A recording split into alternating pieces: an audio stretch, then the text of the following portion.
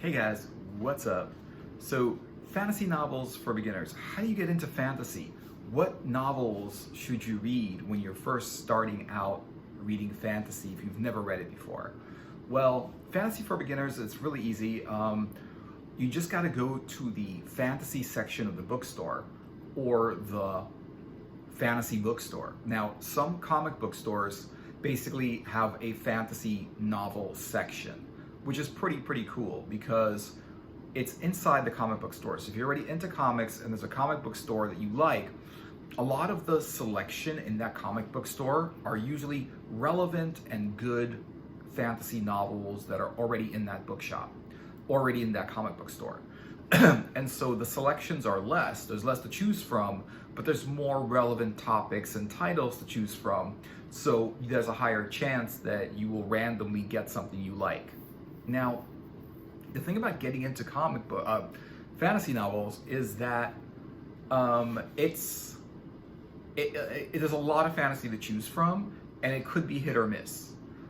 So if you pick out a fantasy novel that you think you like, that you think that looks cool, and you think you might like, and you read it, and you can't get into it, don't worry about it. Just go get a different one. It's probably going to be just a matter of picking out a novel that you're going to like. These things are not that expensive. Novels now, they used to be like $2.95, and then they became like $6.95. Now they could be $10. They could be under $10. Like some novels are $6.99 or $7.99 or something around that. And it's got a lot of content in it. It's got like 300 pages.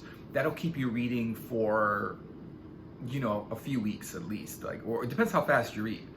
Some people can read that in a few days or faster. Other people, it'll take them a while to read it. Just depends on how fast you read. But if you pick out a fantasy novel that you can't get really into, don't worry about it. You can lend that to a friend, because maybe your friend can get into that, or maybe you know somebody that loves fantasy novels. They would really appreciate if you lend them that book, and they might like it, because the thing is that the fantasy novels that are in the bookstore, the reason that they're there and the reason is that they're on that shelf is because people are buying it, people are liking it, people are reading it. So even though you might not like every single fantasy novel on the shelf, it's there because some people like it and other people might like that thing. It's just like you might like one story and somebody else doesn't like that story. You like something, they don't. You don't like something, they do like it, So it's everyone's opinion, what they think of different fantasy novels. So when you go into a bookshop though, there's going to be a fantasy section, and it's usually fantasy science fiction. Science fiction is a lot different than fantasy. So if you're into the fantasy stuff, the dragons, the knights, the kings, the swords, the unicorns and the pegasi, right? The monsters and the heroes. If you're into all of that ancient, fantasy, whether it's medieval fantasy or urban fantasy, young adult fantasy, any of that stuff, it's a completely different story than science fiction. So, but some fantasy is fantasy, science fiction at the same, it's mixed in. Like Piers Anthony's work usually has some science fiction in it, has some fantasy in it, they put it together. But basically, Piers Anthony's stories are fantasy, they just have some sci-fi elements in it.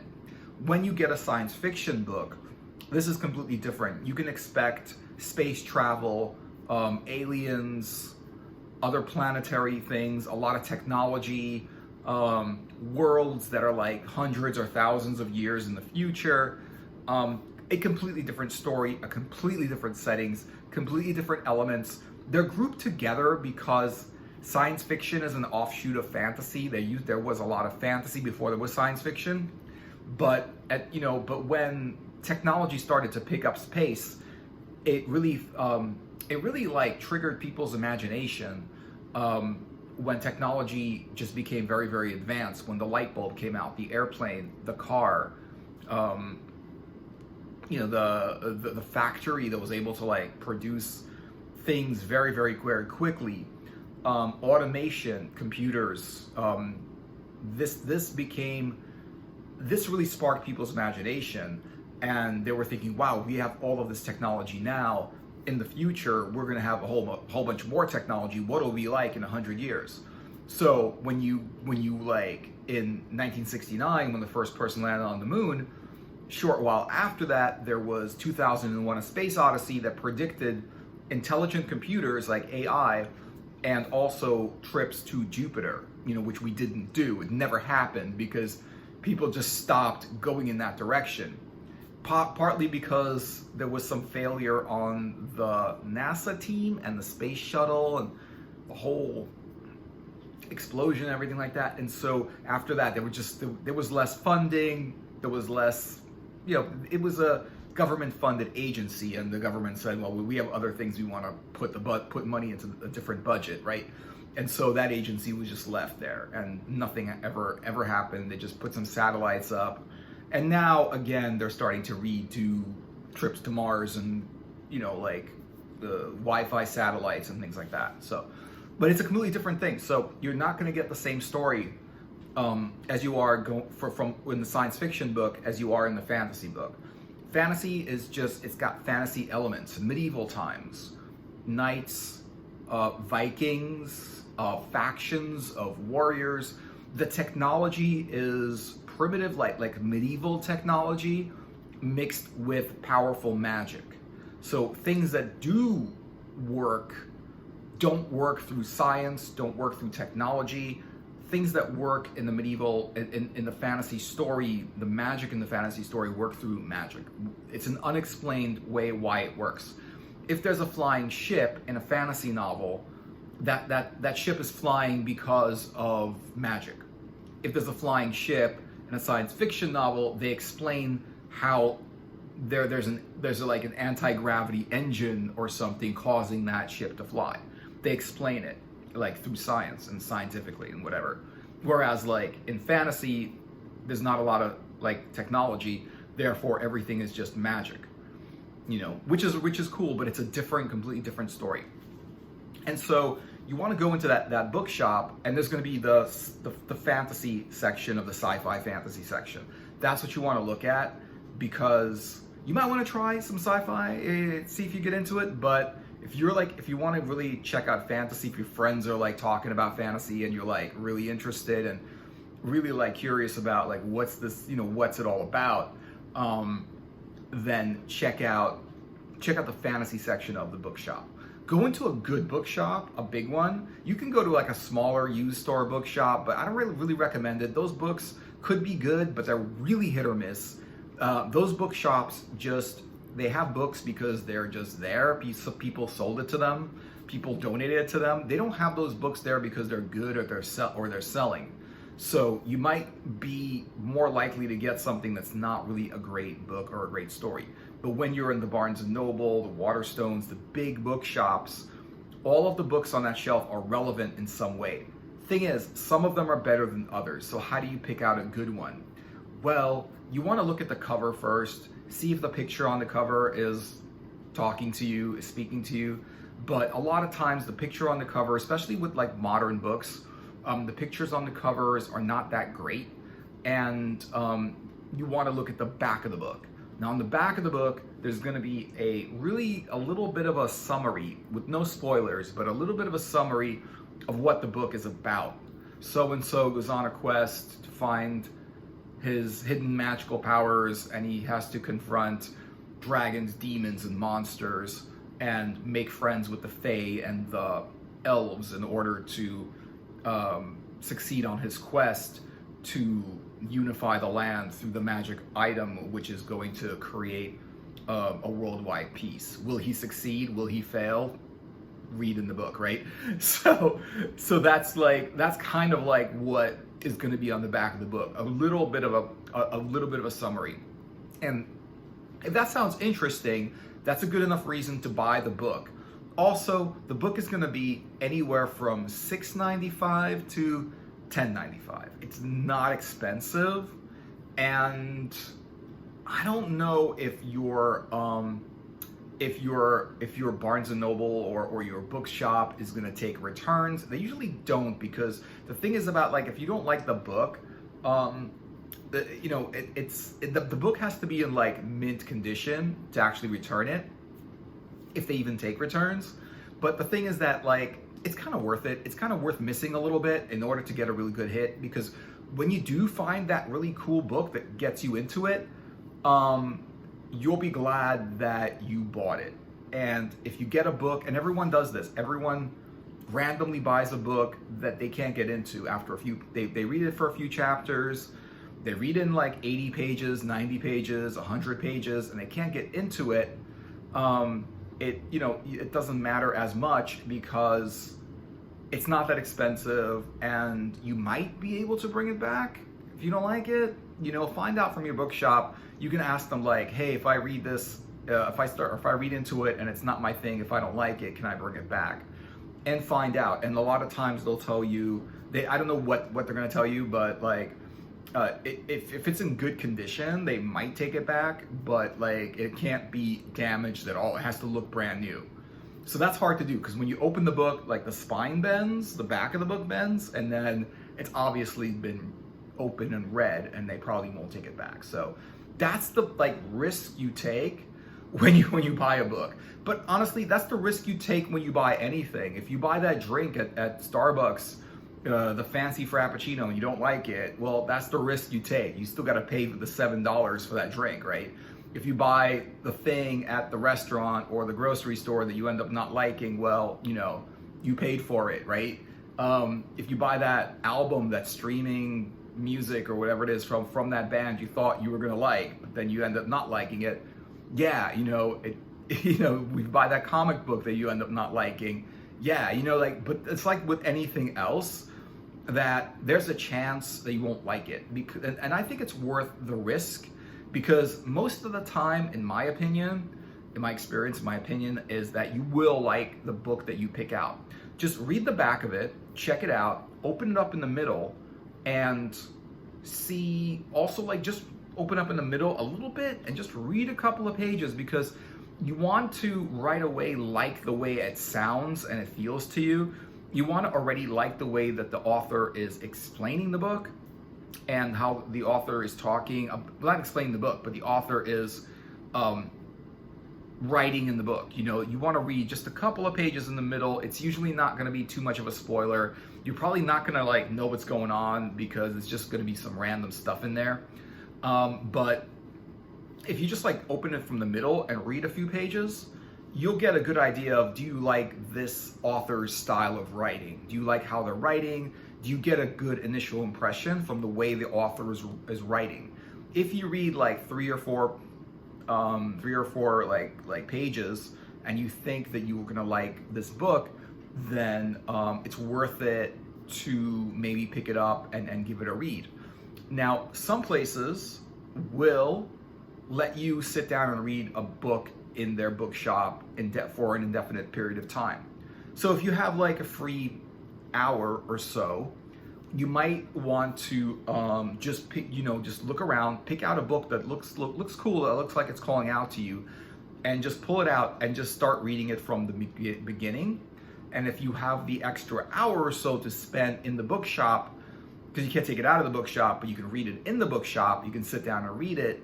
You can read like a few chapters of the beginning and decide, do you want to continue reading this book? The thing is this, a lot of times the first few chapters won't be able to tell you whether the rest of the book is good. Sometimes you might not like the first few chapters as much, but then you get into it as the book continues. Sometimes, you might not like several chapters, but then you'll like the rest of it, and then you'll like the sequels that come out from that book. If the book has a lot of sequels, chances are a lot of people like it, because the author would not keep on writing sequels and continuations of the series if people weren't buying it and people weren't liking it. The author would just like leave it at one book and start a different story at a different time. So if there's a lot of sequels, that's a good sign that it's good. But if you start from the beginning and read a few chapters, most of the time the really, really good books are interesting from the beginning. And you also know right away when you read those few chapters, you also know what is the style of writing of the author, what is the story generally about, do you like what's going on, do you like the main character, do you like how it's beginning, do you get a feeling like you might like this book? And if you think you might like this book after reading a few chapters in the beginning, then check it out, buy it, and then read it at home and see if you like the rest of it. Now, the thing about this, it's really worth the try, because when you do like this first book, a lot of times there's a series, and it's just like, if you like the first one, or if you like the first few chapters of one, and then you read the rest of it and you like the whole book, you might like the rest of the books in the series. And a lot of books have a lot of books in the series. Like Piers Anthony makes books he just makes series of books. He made the Xanth books, which are there's 25 of them in the series that he started writing, I think in the 70s or 80s, the Xanth stories.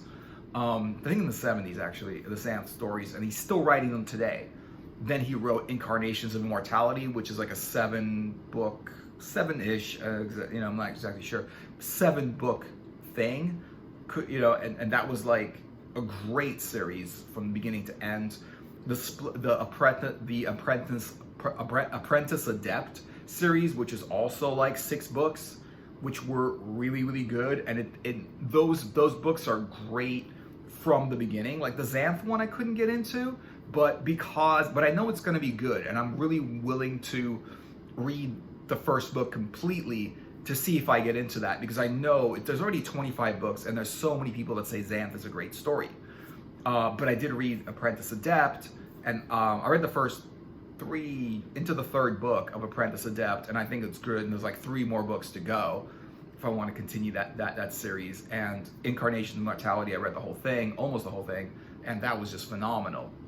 So it's really worth it, because these books, when you get a good one that you like, is so much fun, it's so enjoyable, and your friends who like fantasy will really appreciate you recommending this book to them, because it's going to be their favorite book, and after it's your favorite book.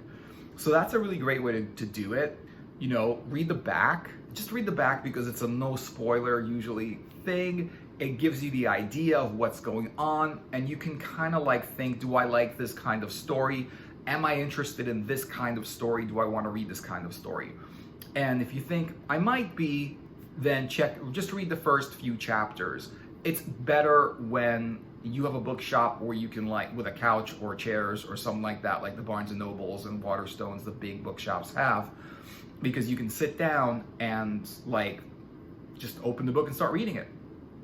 And if you have half an hour to an hour, that's enough time for you to see do I not like this, or do I think I might do I want to keep reading it? And the question is after reading a few chapters, do I want to keep reading this book? And if it's yes, then buy the book and definitely give it a read. If you don't like it, you can always lend it to your friend. You can resell it on eBay, or you can resell it on Facebook Marketplace or something like that. But eBay is a great place to resell your books. You won't get as much money for it, but at least you'll get something for it. And usually you'll get something for it, and then you'll be able to just sell it and get rid of it if you don't really like it and you're stuck with it and you can't bring it back. But a lot of times, you could probably lend it to your friend and they'll really like it. So there's that. Also, when looking at the fantasy story section, there's a lot of different books which give you some indications of whether these books are good. Like the Hugo, I think the Hugo and Nebula Award. There's awards that go to really, really good books, really good fantasy books. The Hugo and Nebula Award, I think the Nebula is science fiction. I'm not sure if the Hugo is fantasy or science fiction or whatever, but there's usually awards, this book won an award or whatever it is. That's a sign that's a good book. But by no means is a book that didn't win any awards automatically not a good book. Just because it didn't win any awards and it doesn't say bestseller on it, doesn't mean it's not a good book. But if it won award, if it's a bestseller, if it won awards, that's something that you might want to consider. Also, you might want to consider the classics, the books that are considered really, really good. Harry Potter, Lord of the Rings, it's the Song of Ice and Fire, Game of Thrones, right? Honestly though, I don't find that those books are the best books in fantasy at all. They're just very popular and a lot of people like them. I couldn't get into Game of Thrones. I didn't really like, even though I read Lord of the Rings, I didn't like it that much. I liked it, but I didn't like it as much as I liked other fantasies that weren't my favorite, you know? Just because they were so popular and they're just like, everyone's heard of it and they're in demand, doesn't mean they're the best. They're really not usually. They're good, but there's a lot of other stuff that's better. And so you also want to consider what kind of fantasy you're into. You can do medieval fantasy, which is like swords and sorcery kind of things in the past. Barbarians and knights, dragons and demons and kings and magic weapons and things like that. That's medieval fantasy. That's usually a lot of fun, a lot of magic involved, wizards and stuff like that. That's your classic fantasy. That's medieval fantasy. You could read like the classic medieval fantasy, which is like the Excalibur, King Arthur stories, but those are also not the best ones. But medieval fantasy is one genre. There's young adult fantasy, which is like for more for kids. Not for kids, but for young adults, whatever that means. Like, I think that's like high school, whatever, college, that whole area, young adult. But pretty much young adult is like anyone could read it. You know, it's just basically written for young adult, whatever that means. There's that. There's urban fantasy, which is cool. Urban fantasy is usually with like modern magicians and wizards, like Harry Dresden or the Hellblazer series with John Constantine, right? Hellblazer. The Constantine series is urban fantasy. It's a modern day world, but with magic, magicians, wizards, sorcery, summonings, spirits, demons, all kinds of like supernatural stuff, which is really, really cool. That way, if you want a modern day book and a modern day story, but you also want that fantasy element in it, check out urban fantasy. It's a whole genre of fantasy, but if you want to get just teleported into another time, another place, other worlds where the technology is magic and swords and sorcery and wizards and monsters and kings, that kind of thing, you really want to go with medieval fantasy or otherworldly fantasy. But another thing you might want to look at is the author. Does the author on the shelf have a lot of books? It's not like anything that really can tell you one way or the other, but usually if the author has a lot of books on the shelf, chances are you might like that author because he writes a lot, and usually the authors that have a lot of books on the shelf are really good. That doesn't mean anything. An author could, because an author could be really good and have a lot of books, but that bookshop doesn't keep a lot of his stuff on the shelf. So that author might have 20 or 30 books out that are, could be really good, but on the shelf is like 2 or 3 of his books or her books. So it looks like that author didn't write a lot of books where they actually did. It's just that the store isn't carrying all of their books. But a lot of the time when you're getting a lot of books from that author, it's a good idea to like check it out and look at it to see maybe one of those books you'll like. And always start at the beginning of a story. So that's like a really good way just to get into some fantasy in ways that you might like. Let me know what you guys think in the comments. Any thoughts? Thanks for watching the video. Like and subscribe to my channel, and I will see you guys in another video. And check out my other videos if you want. And I'll see you guys later. Take care.